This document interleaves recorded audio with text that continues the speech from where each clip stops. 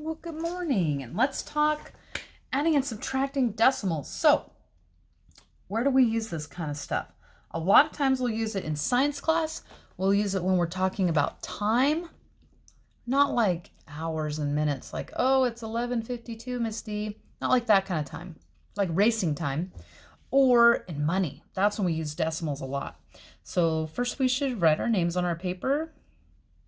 And this is going to be 2F from Division of Fractions grid. Sorry, I wrote that kind of wrong. And then today's date, and of course your assignment. So just maybe leave some room for that.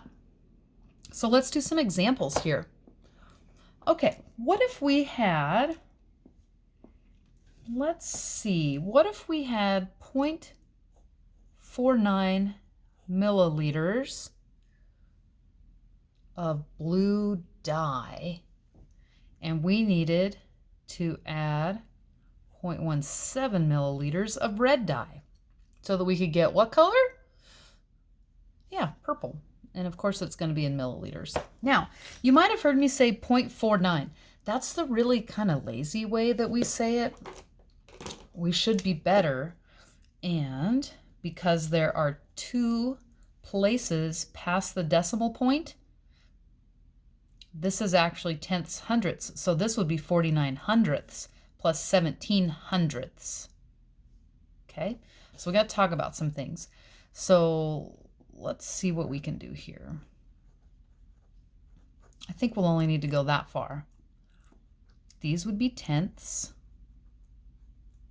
And that's going to be tough to say with a mask on. Tenths.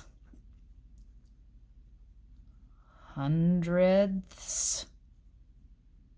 Oof. Thousandths. And then 10 thousandths.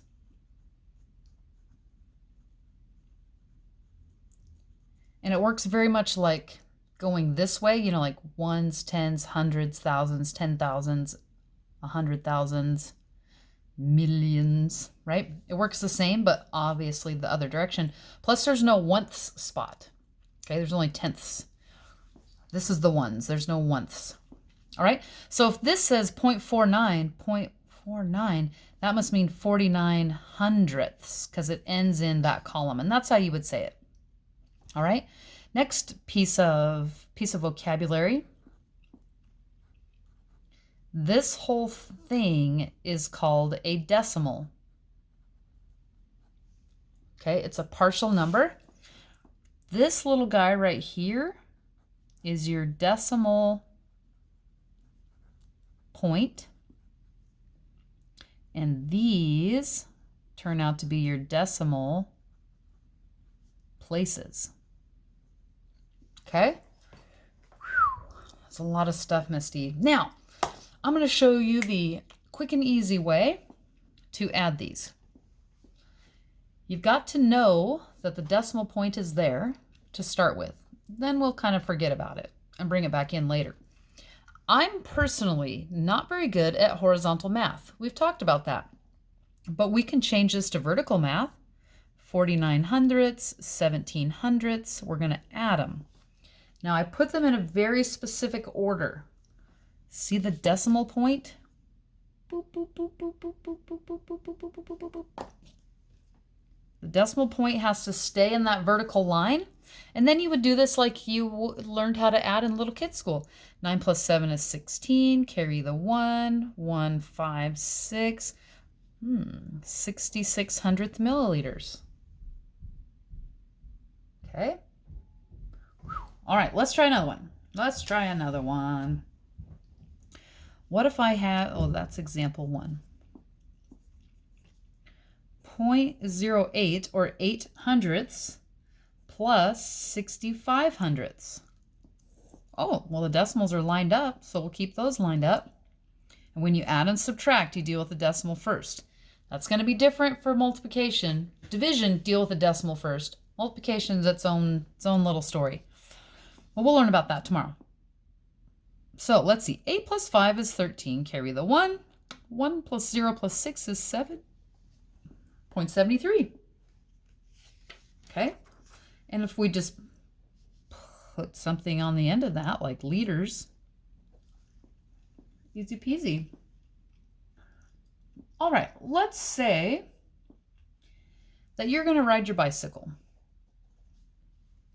And on Monday, you're going to ride your bicycle 3 12/100 miles.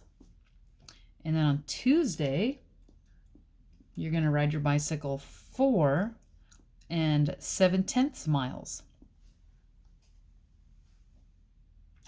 How are we going to add that up? Well, Miss D, we already lined up the decimals. Oh, okay. Good point. Lined up the decimals. But 2, do we add the 2 plus the 7 or the 1 plus the 7? Like which one do we deal with? Well, you have to think about what column is this in. This is in the tenths. So 7/10 is equal to 70/100. What? I know, I'll show you that in a second. So now 2 plus 0, 7 plus 1. Looks like we rode 7.82 miles. Okay? All right, so let's talk about that. 7/10 we said is equal to 70/100. Here's why. To get from here to here, you multiply by 10. And if you do the same thing at the top, because of the equal sign, you multiply by 10. 7 times 10 is 70. Okay? Because this is 12/100. If we just added 12 plus 7 and got 19, that would be 7/100. And this is 7/10. So an example would be 7/100 here. That's 7 pennies. This is 7 dimes. Because 7 pennies in the hundredths column, so 7/100, 7 pennies, versus 7 in the tenths column, 7 dimes, which is worth more, right? They are not equal. In fact, 7 dimes is worth quite a bit more than 7 pennies. Okay? So what we do is after a decimal, if you need more decimal places, you can put zeros there as placeholders and they will not increase the value of the decimal. Pretty handy. Let's do another one. Let's see. Ooh, I got a question here for you. I'll read it out of the book. It's kind of interesting. Have you ever noticed that some foods are more popular than others? Each year between 2007 and 2010, the average adult American ate 135 500 cups of potatoes. That's a lot of potatoes. They ate 51 1/10 cups of dark green vegetables and 383 1/4 cups of fruit. Let's see, fruit, vegetables, potatoes.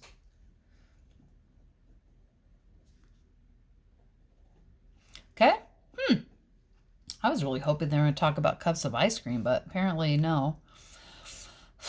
That is 248.2 more cups of fruit than potatoes. Wonder how they did that. Oh, I bet they subtracted. Let's check them. So we're going to have 383.24 cups. Is that right? Oh no, 0.25. What am I writing 4 for? I thought I said it out loud, correct? Okay, cups of fruit, subtract the potatoes, 135.05. Now we can just subtract like normal. Boop, boop, boop, boop, boop, boop. Boom, bring down our decimal. 5 minus 5 is nothing. 2 minus nothing is 2. 3 minus 5, oh, gotta borrow. 13 minus 5, 7 minus 3, 3 minus 1. That's exactly what they said. 248.2 cups. Wait, Misty, 248.20. But remember, this 0 can go away because it's just a placeholder. It doesn't really do any help, doesn't help us at all. Okay. What about how many more potatoes than vegetables? How many more is a subtraction problem?